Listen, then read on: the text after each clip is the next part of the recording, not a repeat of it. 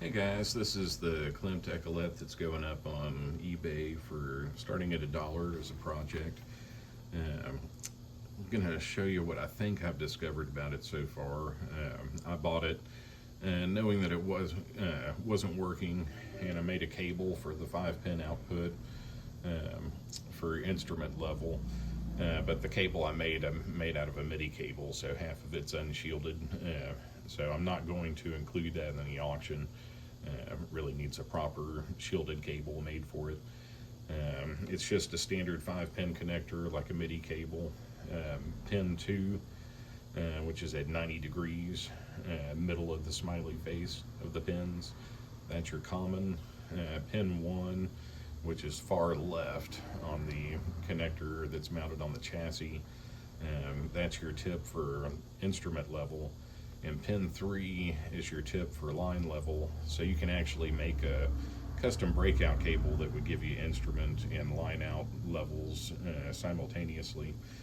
It's got 3 inputs.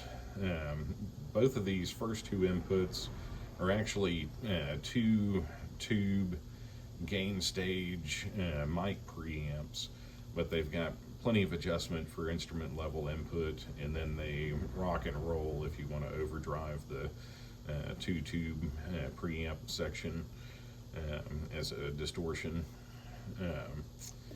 The third input is after the first tube gain stage for things like organs to plug into, and then you've got your off button here.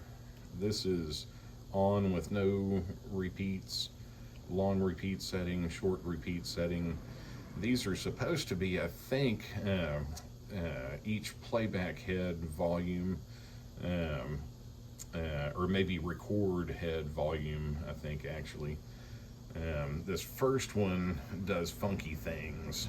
Something's wrong in the circuitry with that one. And I know that at least one of these is working like it should be, but basically, I didn't have a head demagnetizer. I do have extra tapes that I'm including with it, and I clean the heads and put a fresh tape in there and clean the rollers. But I think the heads still need to be demagnetized. And then probably filter caps and any other TLC inside that needs to be taken care of. But the motor's running, everything else, all the functions other than what these 3 knobs are supposed to do seem to be working okay. This is actually a pull knob, and I believe that when it's in, it's just 1 playback head, and when it's pulled out, it's 2. And I think right now the 1 playback head needs to be demagnetized, or perhaps something addressed in the circuitry or the preamp section. I'm not real sure, but it's definitely way lower. When you pull it out and both playback heads are supposed to be engaged, it's definitely the second playback head is obviously where it needs to be, and the first one it isn't, so I don't know what's up there.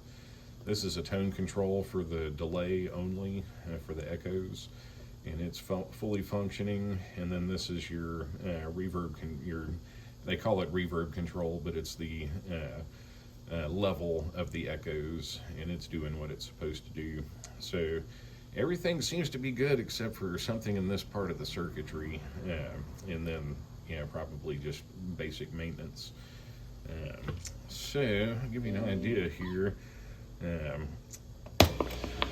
Here's the long delay. The knob pulled out, pushed in. There's still delay going on, but definitely the second playback head. So I can hear that second head is way louder than that first head, and I don't know if this needs to be demagnetized or if there's something in the circuitry that needs to be addressed. But that sounds more like it's supposed to.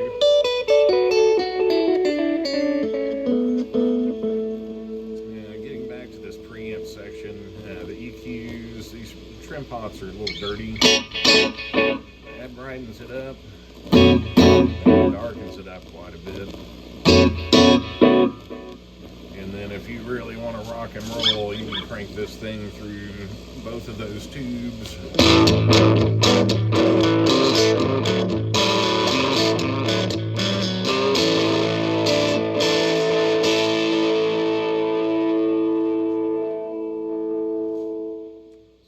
These have plenty of range of adjustment for whatever input you want to plug into it, from mic level to instrument level.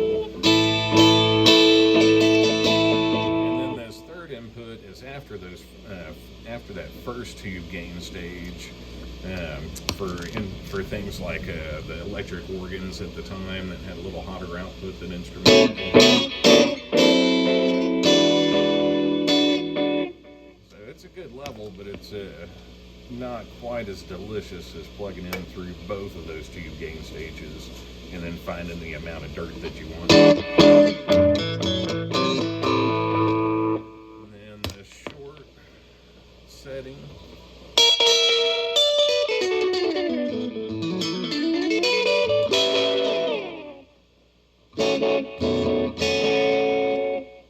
Your reverb, your echo level of the delays.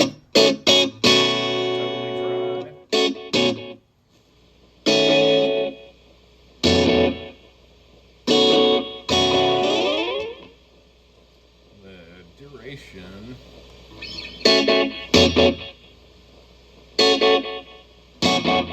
That's working.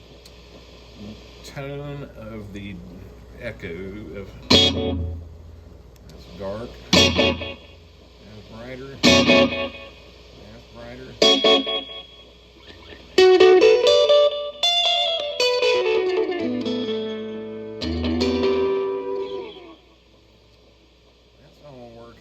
Again, it's these that have issues, so this one in particular.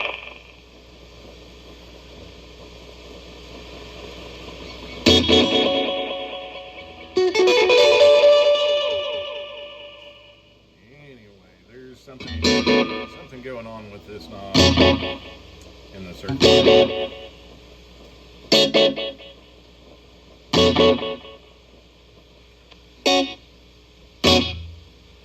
Others seem to be doing alright. So anyway, there's things that need to be addressed on it, but it's not as far out as some I've seen out there. It does come with an English translation of a copy of the German manual, so that's pretty nice. And that includes a full schematic. It's in better resolution than a lot of them out there. So that should help a lot. And then take the phone out real quick, show you what's going on the inside.